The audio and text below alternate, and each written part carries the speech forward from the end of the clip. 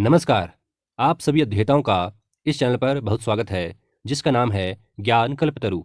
यहाँ हम हिंदी व्याकरण और हिंदी साहित्य से संबंधित सभी विषयों पर सविस्तार चर्चा करते हैं। ये चर्चाएं हमें आगामी परीक्षा के लिए सन्नद्ध करती हैं। आज हम बात करेंगे विकारी शब्द का तीसरा भेद विशेषण के बारे में। विकारी शब्द वे शब्द होते हैं जिनमें लिंग, वचन और कारक के आधार पर बदलाव होता है, परिवर्तन होता है, विकार उत्पन्न होता है। उन शब्दों को विकारी शब्द कहते हैं। विकारी शब्द के चार भेदों में पहला है संज्ञा, दूसरा है सर्वनाम। इन दोनों ही भेदों के बारे में हम विस्तार पूर्वक चर्चा कर चुके हैं। हमारा आज का विषय है विशेषण।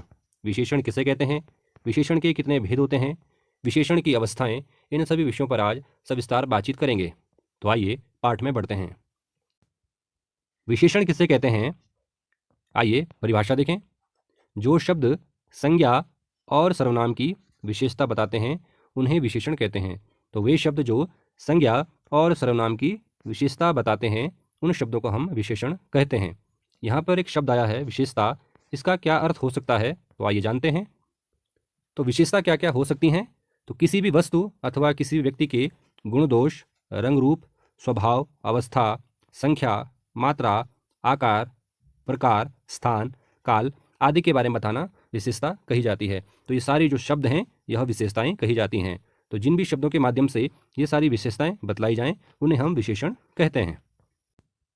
आइए उदाहरण के माध्यम से स्पष्ट करते हैं। पहला उदाहरण है माखन सुंदर चित्र बनाता है। यहाँ पर चित्र शब्द संज्ञा शब्द है और चित्र शब्द की विशेषता सुंदर शब्द से बतलाई जा रही है, तो सुंदर शब्द विशेषण हो जाता है। अभी हमने पढ़ा था वे शब्द जो संज्ञा और सर्वनाम की विशेषता बतलाते हैं उन शब्दों को विशेषण कहते हैं। तो यहाँ पर सुंदर शब्द से चित्र शब्द की विशेषता बतलाई जा रही है। चूंकि चित्र शब्द संज्ञा पद है और चित्र शब्द की विशेषता सुंदर शब्द द्वारा बतलाई जा रही है, इसलिए सुंदर शब्द यहाँ पर विशेषण हो जाता है। अगला वाक्य है चित्रा समझदार छात्रा है। यहाँ पर चित्रा और छात्रा दोनों ही संज्ञा पद हैं और इन दोनों शब्दों की जो विशेषता बतलाई जा रही है वह समझदार शब्द से बतलाई जा रही है। चित्रा और छात्रा दोनों ही संज्ञा पदों की जो विशेषता बतलाई जा रही है वह समझदार शब्द से बतलाई जा रही है, इसलिए समझदार शब्द यहाँ पर विशेषण हो जाता है। अगला वाक्य है रोज सुबह 2 गिलास गुनगुना पानी पीना चाहिए। यहाँ पर 2 और गुनगुना शब्द विशेषता बतला रहे हैं, इसलिए ये दोनों ही शब्द यहाँ पर विशेषण हो जाते हैं। गुनगुना शब्द पानी की विशेषता बतला रहा है, जबकि 2 शब्द यहाँ पर गिलास की विशेषता बतला रहा है, इसलिए 2 और गुनगुना शब्द दोनों ही विशेषण हो जाते हैं। अब हम बात करेंगे विशेषण और विशेष्य की। तो अभी हमने जाना वे शब्द जो संज्ञा और सर्वनाम की विशेषता बतलाते हैं उन्हें हम विशेषण कहते हैं। तो विशेषता बताने वाले शब्द विशेषण कहलाते हैं और जिनकी विशेषता बतलाई जाए उन्हें विशेष्य कहते हैं। अर्थात वे शब्द जिनकी विशेषता बताई जाती है उन्हें विशेष्य कहते हैं। तो विशेषण शब्दों के माध्यम से जिन शब्दों की विशेषता बताई जाती है उन्हें विशेष्य कहते हैं। तो विशेषण के माध्यम से संज्ञा और सर्वनाम की विशेषता बताई जाती है। तो देखा जाए तो संज्ञा और सर्वनाम ही विशेष्य कहलाते हैं, क्योंकि विशेषण शब्दों के माध्यम से संज्ञा और सर्वनाम की ही विशेषता बतलाई जाती है। तो इस प्रकार वे शब्द जो विशेषता बताते हैं उन्हें विशेषण कहते हैं, और चूंकि विशेषण शब्द संज्ञा और सर्वनाम की विशेषता बतलाते हैं इसलिए संज्ञा और सर्वनाम को विशेष्य कहते हैं। आइए उदाहरण के माध्यम से स्पष्ट करने की कोशिश करते हैं। पहला वाक्य है माखन सुंदर चित्र बनाता है। इस वाक्य में सुंदर शब्द विशेषण है, क्योंकि यह शब्द विशेषता बतला रहा है। तो सुंदर शब्द चित्र शब्द की विशेषता बतला रहा है, इसलिए चित्र शब्द विशेष्य है। अभी हमने पढ़ा जिन शब्दों की विशेषता बतलाई जाती है उन्हें विशेष्य कहते हैं। तो संज्ञा और सर्वनाम की विशेषता बतलाई जाती है, तो यहाँ पर चित्र शब्द संज्ञा पद है, इसलिए चित्र शब्द यहाँ पर विशेष्य है और चित्र शब्द की विशेषता सुंदर शब्द के माध्यम से व्यक्त हो रही है, इसलिए सुंदर शब्द यहाँ पर विशेषण है। यहाँ पर दूसरा उदाहरण है चित्रा समझदार छात्रा है। इस वाक्य में समझदार शब्द विशेषण शब्द है, क्योंकि इस शब्द के माध्यम से विशेषता बतलाई जा रही है। तो यहाँ पर चित्रा और छात्रा शब्द की विशेषता बतलाई जा रही है, इसलिए यह दोनों शब्द विशेष्य कहे जाएंगे, क्योंकि यह दोनों पद संज्ञा पद हैं, इसलिए इन दोनों पदों को हम विशेष्य कहेंगे। तो यहाँ पर आपने जाना कि विशेषण और विशेष्य किसे कहते हैं और उनके उदाहरण कैसे होते हैं। आगे हम बात करेंगे विशेषण के भेद। विशेषण के 4 भेद होते हैं। कौन कौन से? तो पहला भेद है गुणवाचक विशेषण, दूसरा भेद है संख्यावाचक विशेषण, तीसरा भेद है परिमाणवाचक विशेषण, चौथा भेद है सार्वनामिक विशेषण, जिसे संकेतवाचक विशेषण भी कहते हैं। आइए सभी भेदों के बारे में सविस्तार जानें। पहला भेद है गुणवाचक विशेषण। गुणवाचक विशेषण किसे कहते हैं? परिभाषा देखेंगे। जो विशेषण शब्द, संज्ञा और सर्वनाम के गुणदोष, आकार, दशा, अवस्था आदि का बोध कराते हैं, उन्हें गुणवाचक विशेषण कहते हैं। तो यहाँ पर हम पहले यह जानेंगे कि गुणवाचक विशेषण कौन कौन से होते हैं। तो गुणवाचक विशेषण होते हैं जैसे गुण में योग्य, ईमानदार, परिश्रमी, मेधावी, बुद्धिमान आदि। दोष में अयोग्य, बेईमान, कुटिल, झूठा, पापी, भ्रष्ट आदि। रूप में सुंदर, आकर्षक, मनोहर, सुडौल आदि। रंग में लाल, हरा, नीला, काला, पीला आदि। आकार में गोल, चौकोर, लंबा, चौड़ा, छोटा, बड़ा आदि। अगला है अवस्था। इसमें अमीर, गरीब, बीमार, स्वस्थ, रोगी आदि। कुछ और गुणवाचक विशेषण में जैसे स्वाद में मीठा, खट्टा, नमकीन, कसैला, तीखा आदि। काल में अर्वाचीन, प्राचीन, नया, आधुनिक आदि। फिर है स्थिति। इसमें अगला, पिछला, ऊपरी, बाहरी, निचला आदि। अगला है स्वभाव। इसमें अच्छा, बुरा, सौम्य, अंतर्मुखी, बहिर्मुखी आदि। अगला है गंध। सुगंधित, दुर्गंधपूर्ण, गंधहीन, सुवासित आदि। अब हम बात करेंगे गुणवाचक विशेषण के उदाहरणों के बारे में, जिसमें से पहला उदाहरण है ताजे फल खाओ। यहाँ पर फल की विशेषता बतलाई जा रही है, फल का गुण बतलाया जा रहा है कि वह ताजे हैं। तो ताजे शब्द यहाँ पर गुणवाचक विशेषण है। इसी प्रकार दूसरा उदाहरण है ईमानदार, विनम्र और मेहनती विद्यार्थी सबका आशीष पाता है। तो यहाँ पर विद्यार्थी शब्द की विशेषता बतलाई जा रही है, विद्यार्थी के गुण बतलाए जा रहे हैं कि जो ईमानदार, विनम्र और मेहनती होता है वह सबका आशीर्वाद पाता है। तो ईमानदार, विनम्र और मेहनती, यह तीनों शब्द गुणवाचक विशेषण हैं। विशेषण का दूसरा भेद है संख्यावाचक विशेषण। संख्यावाचक विशेषण किसे कहते हैं? जो विशेषण शब्द, संज्ञा और सर्वनाम की निश्चित या अनिश्चित संख्या के बारे में बताते हैं, उन्हें संख्यावाचक विशेषण कहते हैं। तो वे शब्द जो संज्ञा और सर्वनाम की संख्या के बारे में बताते हैं, चाहे वो निश्चित हों चाहे वो अनिश्चित हों, उन्हें संख्यावाचक विशेषण कहते हैं। जैसे पहला उदाहरण है मेरे पास 500 रुपये हैं। यहाँ पर रुपये शब्द की निश्चित संख्या के बारे में बतलाया जा रहा है, इसलिए 500 रुपये में संख्यावाचक विशेषण है। दूसरा उदाहरण है कई छात्रों ने अपना गृह कार्य नहीं किया है। यहाँ पर छात्रों की विशेषता बतलाई जा रही है कई शब्द से। कई शब्द यहाँ पर अनिश्चित संख्यावाचक है, इसलिए कई शब्द संख्यावाचक विशेषण है। तीसरा वाक्य है हॉकी में 11 खिलाड़ी होते हैं। यहाँ पर खिलाड़ी शब्द की निश्चित संख्यावाचक विशेषता बतलाई जा रही है 11 शब्द से, इसलिए 11 शब्द में संख्यावाचक विशेषण है। अब बात करते हैं संख्यावाचक विशेषण के भेद। संख्यावाचक विशेषण का पहला भेद है निश्चित संख्यावाचक विशेषण। किसे कहते हैं? तो जानते हैं। संज्ञा या सर्वनाम की निश्चित संख्या बताने वाले शब्दों को निश्चित संख्यावाचक विशेषण कहते हैं। निश्चित संख्यावाचक विशेषण प्रयोग के आधार पर कई प्रकार के होते हैं। आइए जानते हैं। जैसे पहला है पूर्ण संख्या बोधक। पूर्ण संख्या बोधक में संख्या की पूर्णता का बोध होता है, जैसे 1, 5, 10, 2 आदि। दूसरा है अपूर्ण संख्या बोधक। इसमें संख्या की अपूर्णता का बोध होता है, जैसे आधा, सवा, डेढ़, ढाई आदि। अगला है क्रमवाचक। इसमें पहला, दूसरा, चौथा, पांचवीं आदि। अगला है आवृत्तिवाचक। इसमें आवृत्ति का बोध होता है, जैसे 2 गुना, 3 गुना, चौगुना, दूहरा आदि। अगला है समुदायवाचक। इसमें समुदाय का बोध होता है, समूह का बोध होता है, जैसे जोड़ा, जोड़ी, तीनों, बीसों आदि। अगला है समुच्चयवाचक। इसमें चालीसा, शतसई, शताब्दी आदि। लास्ट है विप्सावाचक। इसमें हर, प्रति, प्रत्येक या संख्या को द्वित्व कर दिया जाता है। आइए अब निश्चित संख्यावाचक विशेषण के उदाहरण देखते हैं। पहला उदाहरण है अभी समय 2:15 हुआ है। यहाँ पर 2:15 शब्द निश्चित संख्या का वाचक है, बोधक है, इसलिए यहाँ पर निश्चित संख्यावाचक विशेषण है, इसी प्रकार हमारा घर 5वीं मंजिल पर है, यहाँ पर 5वीं शब्द से भी निश्चित संख्या का बोध हो रहा है। इसी प्रकार चारों चोर भाग निकले, इस कार्य के लिए 10 लोगों की आवश्यकता है। पिछले वर्ष 2.5 गुना छात्रों ने नामांकन कराया था। हनुमान चालीसा में अद्भुत शक्ति है। ये सारे उदाहरण निश्चित संख्यावाचक विशेषण के हैं। अब बात करते हैं अनिश्चित संख्यावाचक विशेषण की, जो कि संख्यावाचक विशेषण का दूसरा भेद है। अनिश्चित संख्यावाचक विशेषण किसे कहते हैं? संज्ञा या सर्वनाम की अनिश्चित संख्या बताने वाले शब्दों को अनिश्चित संख्यावाचक विशेषण कहते हैं। तो वे शब्द जो संज्ञा या सर्वनाम की अनिश्चित संख्या के बारे में बताते हैं उन्हें अनिश्चित संख्यावाचक विशेषण कहते हैं।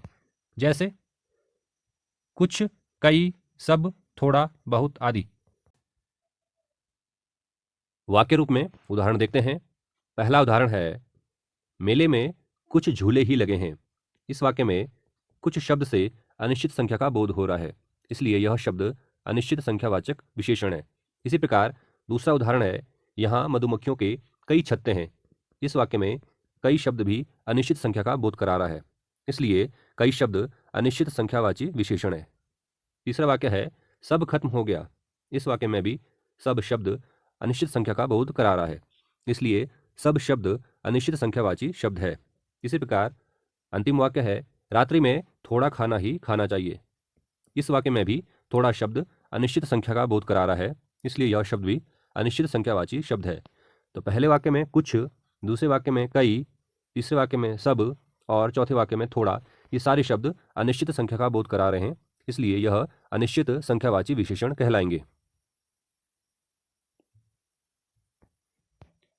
अब हम बात करेंगे विशेषण के तीसरे भेद के बारे में, परिमाणवाचक विशेषण किसे कहते हैं?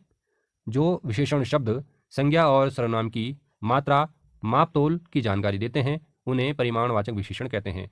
तो वे शब्द जो संज्ञा और सर्वनाम की मात्रा के बारे में बताते हैं, मापतौल के बारे में जानकारी देते हैं, उन शब्दों को हम परिमाणवाचक विशेषण कहते हैं। जैसे पहला वाक्य है, एक दिन में लगभग 3 से 4 लीटर पानी पीना चाहिए। तो यहाँ पर जो पानी शब्द है, संज्ञा शब्द है, इसकी विशेषता 3 से 4 लीटर शब्द के माध्यम से बतलाई जा रही है। तो यहाँ पर मात्रा के बारे में बात हो रही है, इसलिए 3 से 4 लीटर जो शब्द है यह परिमाणवाचक विशेषण कहा जाएगा। इसी प्रकार से दूसरा वाक्य है, मुझे थोड़ा सा दही और दे दीजिए। तो यहाँ पर जो दही शब्द है, संज्ञा शब्द है, इसकी विशेषता बतलाई जा रही है थोड़ा सा शब्द से। यहाँ पर भी मात्रा के बारे में बात हो रही है, इसलिए यहाँ पर यह शब्द थोड़ा सा शब्द परिमाणवाचक विशेषण कहा जाएगा। आइए बात करते हैं परिमाणवाचक विशेषण के भेदों के बारे में, जिसमें पहला भेद है निश्चित परिमाणवाचक विशेषण किसे कहते हैं? तो देखेंगे, संज्ञा या सर्वनाम की निश्चित मात्रा के बारे में बताने वाले शब्द निश्चित परिमाणवाचक विशेषण कहलाते हैं। जैसे वाक्य है, मेरी शर्ट 2 मीटर कपड़े में बन जाएगी। तो यहाँ पर 2 मीटर जो शब्द है यह यहाँ पर निश्चित परिमाणवाचक विशेषण है, क्योंकि यहाँ पर निश्चित मात्रा के बारे में बतलाया जा रहा है। तो जो शर्ट बननी है उसमें 2 मीटर कपड़ा लगना है, तो यहाँ पर कपड़े की निश्चित मात्रा के बारे में बतलाया जा रहा है। तो यहाँ पर जो 2 मीटर शब्द है यह निश्चित परिमाणवाचक विशेषण का उदाहरण है। इसी प्रकार दूसरा वाक्य है, मेरी बाइक में 15 लीटर पेट्रोल की टंकी है। तो यहाँ पर पेट्रोल की टंकी जो शब्द है, इसकी जो निश्चित मात्रा के बारे में बतलाया जा रहा है कि उसमें 15 लीटर पेट्रोल की कैपेसिटी है। तो यहाँ पर 15 लीटर शब्द निश्चित परिमाणवाचक विशेषण है। इसी प्रकार तीसरा उदाहरण है, आजकल 10 ग्राम सोना खरीदना भी मुश्किल है। तो यहाँ पर जो शब्द है सोना, उसकी निश्चित मात्रा के बारे में बतलाया जा रहा है, वह है 10 ग्राम। तो 10 ग्राम शब्द यहाँ पर निश्चित परिमाणवाचक विशेषण है। तो आपने देखा तीनों ही उदाहरण में जो संज्ञा पद है उसकी निश्चित मात्रा के बारे में बात की गई है, इसलिए ये सारे उदाहरण निश्चित परिमाणवाचक विशेषण के उदाहरण हैं। अगला भेद है अनिश्चित परिमाणवाचक विशेषण किसे कहेंगे? तो देखिए, संज्ञा या सर्वनाम की अनिश्चित मात्रा के बारे में बताने वाले शब्दों को अनिश्चित परिमाणवाचक विशेषण कहते हैं। तो वे शब्द जो संज्ञा या सर्वनाम की अनिश्चित मात्रा के बारे में बताते हैं, जो निश्चित नहीं होती है, उन शब्दों को हम अनिश्चित परिमाणवाचक विशेषण कहते हैं। जैसे पहला उदाहरण है, मुझे जरा सी दाल चाहिए। तो यहाँ पर जो दाल शब्द है उसकी विशेषता है जरा सी, जो कि अनिश्चित है। यहाँ पर जो मात्रा है वो क्या है? अनिश्चित है, इसलिए जरा सी शब्द में अनिश्चित परिमाणवाचक विशेषण है। इसी प्रकार दूसरा वाक्य है, श्री कृष्ण ढेर सारा माखन खाते और खिलाते थे। तो यहाँ पर जो माखन शब्द है इसकी विशेषता बतलाई जा रही है ढेर सारा शब्द से। चूंकि ढेर सारा शब्द अनिश्चित है, इसकी जो मात्रा है वो अनिश्चित है, इसलिए ढेर सारा शब्द अनिश्चित परिमाणवाचक विशेषण कहा जाएगा। तीसरा वाक्य है खीर में बहुत चीनी है। जो चीनी शब्द है यह यहाँ पर संज्ञा पद है। इसकी विशेषता बताई जा रही है बहुत शब्द से। चूंकि यहाँ पर मात्रा के बारे में बात हो रही है और यह मात्रा अनिश्चित है, इसलिए यहाँ पर जो बहुत शब्द है यह अनिश्चित परिमाणवाचक विशेषण का उदाहरण है। अब बात करेंगे परिमाणवाचक विशेषण और संख्यावाचक विशेषण में क्या अंतर होता है। तो परिमाणवाचक विशेषण में मात्रा के बारे में बात की जाती है, माप तौल के बारे में बात की जाती है। इसी प्रकार संख्यावाचक विशेषण में संख्या के बारे में बात की जाती है। इसमें गिनती के बारे में बात की जाती है, गणना के बारे में बात की जाती है। तो अगर आपको एक छोटा सा अंतर अपने दिमाग में हमेशा के लिए बिठाना होगा तो आप ये सोचिए कि परिमाणवाचक जो विशेषण होते हैं इनको हम माप सकते हैं या तौल सकते हैं। इनको हम गिन नहीं सकते, इनकी गणना नहीं कर सकते। ठीक है, तो जो परिमाणवाचक जो विशेषण होते हैं उनको हम माप सकते हैं, तौल सकते हैं, लेकिन उनकी हम गणना नहीं कर सकते। इसी प्रकार जो संख्यावाची जो विशेषण होते हैं इनकी हम गणना कर सकते हैं। गणना का मतलब यहाँ पर गिनती से है, उनको हम गिन सकते हैं। जैसे मैंने कह दिया पाँच पुस्तकें, 5 पुस्तकें, तो यहाँ पर हम गिन सकते हैं 1 पुस्तक, 2 पुस्तक, 3 पुस्तक, 4 पुस्तक, 5 पुस्तक, यहाँ पर हम गिन सकते हैं। लेकिन अगर मैंने कहा 1 लीटर दूध, तो 1 लीटर दूध को हम गिन नहीं सकते, हम उसकी गिनती नहीं कर सकते, केवल उसको तोल सकते हैं या उसका मापन कर सकते हैं। तो परिमाणवाचक जो विशेषण होते हैं उनको मापा जा सकता है, तोला जा सकता है, लेकिन गणना नहीं की जा सकती। इसी प्रकार संख्यावाचक जो विशेषण होते हैं उनकी गणना कर सकते हैं, गिनती कर सकते हैं, उनको उंगलियों में हम गिन सकते हैं। तो ये कुछ अंतर है परिमाणवाचक विशेषण में और संख्यावाचक विशेषण में। विशेषण का अंतिम भेद है सार्वनामिक विशेषण। सार्वनामिक विशेषण को संकेतवाचक विशेषण भी कहा जाता है। किसे कहते हैं? तो जानिए, जो सर्वनाम शब्द संज्ञा से पहले लगकर उसकी विशेषता बतलाता है उन्हें सार्वनामिक विशेषण कहते हैं, और सार्वनामिक विशेषण को संकेतवाचक विशेषण भी कहते हैं। जैसे हमारा देश उन्नत और विकसित हो रहा है, तो यहाँ पर जो शब्द है देश, यह संज्ञा शब्द है। इससे पहले सर्वनाम का प्रयोग हुआ है जो कि हमारा है, इसलिए हमारा शब्द यहाँ पर सार्वनामिक विशेषण हो जाता है। इसी प्रकार अगला वाक्य है यह पुस्तक मेरी है। यहाँ पर जो पुस्तक शब्द है यह संज्ञा शब्द है। इससे पहले यह शब्द का प्रयोग हुआ है जो कि सर्वनाम है, इसलिए यह शब्द यहाँ पर सार्वनामिक विशेषण हुआ। इसी प्रकार तीसरा वाक्य है उसका भाई आर्मी में अधिकारी बन गया। तो यहाँ पर जो भाई शब्द है यह संज्ञा पद है, संज्ञा शब्द है। इससे पहले उसका शब्द का प्रयोग हुआ है जो कि सर्वनाम है, इसलिए यहाँ पर उसका शब्द सार्वनामिक विशेषण हो जाता है। अंतिम वाक्य है आज मेरा मन शांत है। यहाँ पर मन शब्द संज्ञा पद है और मन से पहले मेरा शब्द जो कि सर्वनाम है का लिखन हुआ है, तो मेरा शब्द यहाँ पर सार्वनामिक विशेषण हो जाता है। तो वे सर्वनाम शब्द जो संज्ञा से पहले लगकर उसकी विशेषता बतलाते हैं उन्हें सार्वनामिक विशेषण कहते हैं, और इन्हें ही संकेतवाचक विशेषण भी कहते हैं। आइए अब देखते हैं सार्वनामिक विशेषण और सर्वनाम में क्या अंतर होता है। तो जैसा कि हमने पढ़ा था कि संज्ञा की जगह पर जिन शब्दों का प्रयोग होता है उन्हें हम क्या कहते हैं? सर्वनाम कहते हैं। ठीक है, लेकिन जब संज्ञा शब्द से पहले सर्वनाम का प्रयोग होता है, लेखन होता है, वाचन होता है, तो वहाँ पर सार्वनामिक विशेषण होता है। एक बार फिर से समझिए, जब हम संज्ञा की जगह पर किसी शब्द का प्रयोग करेंगे, लेखन करेंगे, वाचन करेंगे, तो वह शब्द सर्वनाम कहा जाएगा। तो संज्ञा के स्थान पर प्रयोग होने वाले शब्द सर्वनाम कहे जाते हैं। लेकिन जब संज्ञा शब्द से पहले अगर सर्वनाम का लेखन होगा, वाचन होगा, तो उस शब्द को यानी उस सर्वनाम को हम सार्वनामिक विशेषण कहते हैं। विशेषण में अगला बिंदु है प्रविशेषण। प्रविशेषण किसे कहते हैं? जो शब्द विशेषण की विशेषता बताते हैं उन्हें प्रविशेषण कहते हैं। तो वे शब्द जो विशेषण की भी विशेषता बतलाते हैं उन शब्दों को प्रविशेषण कहते हैं। उदाहरण देखेंगे। पहला उदाहरण है वह बहुत सुंदर चित्र बनाता है। इस वाक्य में चित्र शब्द संज्ञा पद है, संज्ञा शब्द है। चित्र शब्द की विशेषता सुंदर शब्द बतला रहा है, इसलिए सुंदर शब्द विशेषण है, और सुंदर शब्द की भी विशेषता बतलाने वाला शब्द है बहुत, इसलिए बहुत शब्द यहाँ पर प्रविशेषण हो जाता है। एक बार पुनः देखेंगे। चित्र शब्द यहाँ पर संज्ञा पद है, चूंकि चित्र शब्द की विशेषता सुंदर शब्द बतला रहा है, इसलिए सुंदर शब्द यहाँ पर विशेषण हो जाता है। और बहुत शब्द यहाँ पर सुंदर शब्द की भी विशेषता बतला रहा है, अर्थात विशेषण की भी विशेषता बतला रहा है, इसलिए बहुत शब्द यहाँ पर प्रविशेषण हो जाता है। इसी प्रकार अगला वाक्य है, दक्ष अत्यंत परिश्रमी छात्र है। यहाँ पर छात्र शब्द संज्ञा है, जातिवाचक संज्ञा है। छात्र शब्द की विशेषता परिश्रमी शब्द से बतलाई जा रही है, इसलिए यहाँ पर परिश्रमी शब्द विशेषण हो जाता है। और अत्यंत शब्द से परिश्रमी शब्द की भी विशेषता बतलाई जा रही है, इसलिए अत्यंत शब्द यहाँ पर प्रविशेषण हो जाता है। तो यहाँ पर अत्यंत शब्द से परिश्रमी विशेषण की भी विशेषता बतलाई जा रही है, इसलिए यहाँ पर अत्यंत शब्द प्रविशेषण हो जाता है। तो आपने जाना, जो शब्द विशेषण की भी विशेषता बतलाते हैं उन शब्दों को हम कहते हैं प्रविशेषण। चलिए आगे बढ़ते हैं। अब हम बात करेंगे विशेषण की तुलनावस्था। इसमें 3 प्रकार होते हैं। पहला प्रकार है, विशेषण की 3 अवस्थाएं होती हैं। पहला है मूलावस्था, दूसरा है उत्तरावस्था, तीसरा है उत्तमावस्था। आइए इनके बारे में जानते हैं। मूलावस्था किसे कहते हैं? तो विशेषण की मूलावस्था उससे कहते हैं जब किसी व्यक्ति अथवा वस्तु के गुण दोष आदि का वर्णन किया जाता है, उन्हें विशेषण की मूलावस्था कहते हैं। तो विशेषण की मूलावस्था वह होती है जब किसी व्यक्ति अथवा वस्तु के गुण दोष आदि का वर्णन किया जाता है। जैसे वाक्य है, वंश सुंदर है। यहाँ पर जो वंश नाम का बालक है या व्यक्ति है, उसकी यहाँ पर सुंदरता का वर्णन किया गया है, गुण के बारे में बताया गया है। इसी प्रकार दूसरा वाक्य है, कपड़ा कोमल है। तो यहाँ पर जो कपड़ा शब्द है उसकी विशेषता बतलाई गई है कोमल शब्द के माध्यम से। तो यहाँ पर जो कोमल शब्द है और सुंदर शब्द है, यह यहाँ पर विशेषण की मूल अवस्था है। अब बात करते हैं विशेषण की उत्तरावस्था के बारे में।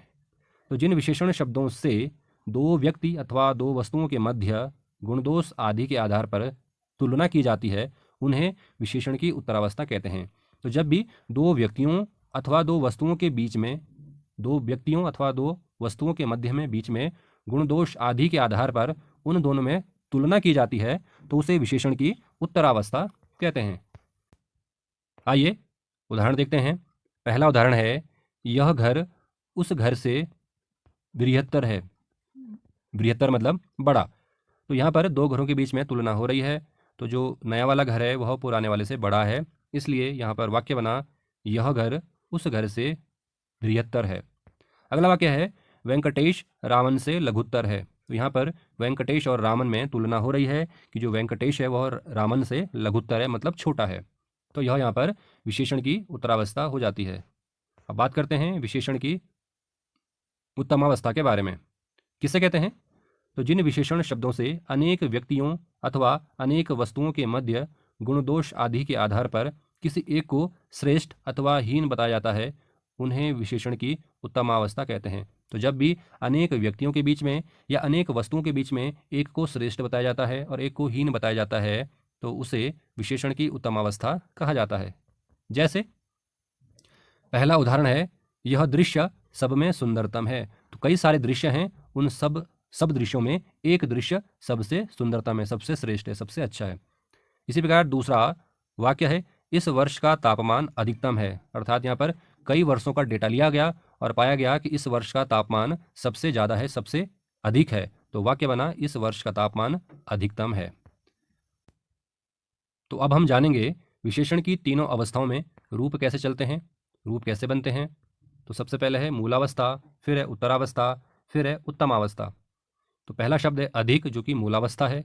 इसका उत्तरावस्था में बनेगा अधिकतर और उत्तमावस्था में बनेगा अधिकतम। इसी प्रकार महान, महत्तर, महत्तम, निकट, निकटतर, निकटतम, सुंदर, सुंदरतर, सुंदरतम, दीर्घ, दीर्घतर, दीर्घतम, निकृष्ट, निकृष्टतर, निकृष्टतम।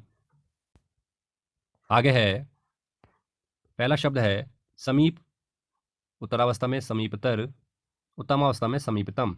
इसी प्रकार उच्च, उच्चतर, उच्चतम, लघु, लघुतर, लघुतम, न्यून, न्यूनतर, न्यूनतम, निम्न, निम्नतर, निम्नतम। अगला शब्द है बृहत, बृहत्तर, बृहत्तम। अंतिम शब्द है योग्य, योग्यतर, योग्यतम। तो ये कुछ शब्द थे जिनको हमने तीनों ही अवस्था में देखा, मूलावस्था में, उत्तरावस्था में, उत्तमावस्था में। तो जो मूलावस्था है इसमें अगर हम उत्तरावस्था बनाना चाहें तो शब्द के अंत में हम जोड़ते हैं तर, तो यह उत्तरावस्था बन जाती है। इसी प्रकार जब हम मूलावस्था में शब्द जोड़ेंगे तम, तो यह उत्तमा अवस्था बन जाएंगी। यहाँ पर उत्तरावस्था और उत्तमा अवस्था से संबंधित कुछ जरूरी बातें हैं, उन्हें भी हम देखेंगे। तो पहला है, विशेषण की उत्तरावस्था बताने के लिए हिंदी में से अधिक, से बुरा, से अच्छा, से कम, से ऊंचा, की अपेक्षा, के मुकाबले, की तुलना में, से घटकर, से बढ़कर आदि शब्दों का प्रयोग किया जाता है। तो अभी तक हमने जो मूलावस्था, उत्तरावस्था और उत्तमा अवस्था देखी वह संस्कृत के शब्दों की देखी। जब हम बात हिंदी की करते हैं तो हिंदी में हम इन सारे शब्दों को जोड़कर विशेषण की उत्तरावस्था बताते हैं। जैसे पहला उदाहरण है, यह स्थान उस स्थान से सुंदर है। तो यहाँ पर दो स्थानों में एक को सुंदर बताया गया है, तुलना की गई है यहाँ पर। इसी प्रकार दूसरा वाक्य है, दिल्ली के मुकाबले नैनीताल में मौसम अच्छा है। तो यहाँ पर से सुंदर के मुकाबले जो शब्द हैं यह विशेषण की उत्तरावस्था का बोध कराते हैं। यह हिंदी भाषा में होता है। अब बात करते हैं, जब हम हिंदी में विशेषण की उत्तमावस्था बताते हैं तो सबसे या सब में आदि शब्दों का प्रयोग करते हैं।